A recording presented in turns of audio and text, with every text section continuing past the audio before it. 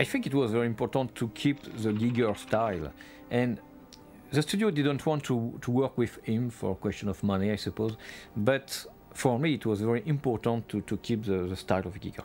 And I said to the crew, I bought the book of Giger and I gave them to all the crew. And I remember, for example, when Ripley disappeared on the nest, it was an action scene on the script, and I prefer to modify the scene to have this strange thing much more than Giger word.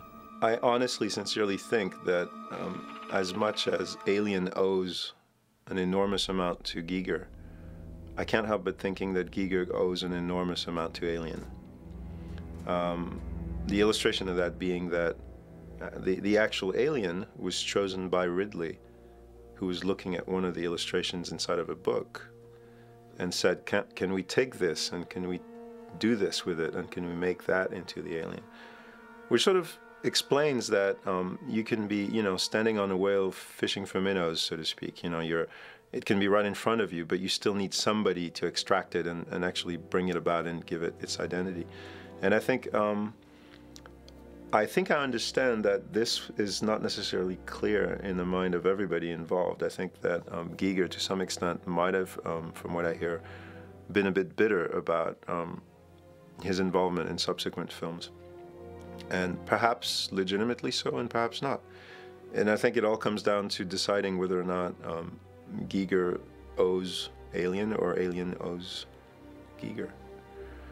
And I don't know if that led to any of the sort of tensions that I heard about, but I'm understanding that there are tensions between the creators and him, and I don't know whether or not that's why he wasn't involved on the fourth one. His name was never mentioned. Nobody ever said, "Hey, gee, why don't we get Giger?" I mean, it just never was brought up.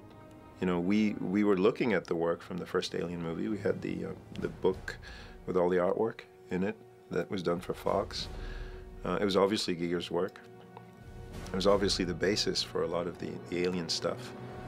But for some reason, it was never addressed. And I actually noticed when the film came out that his name wasn't in the credits. But then that was replaced in the DVDs when they came out. I don't know if it was an oversight. I'm told it was a genuine, sincere oversight.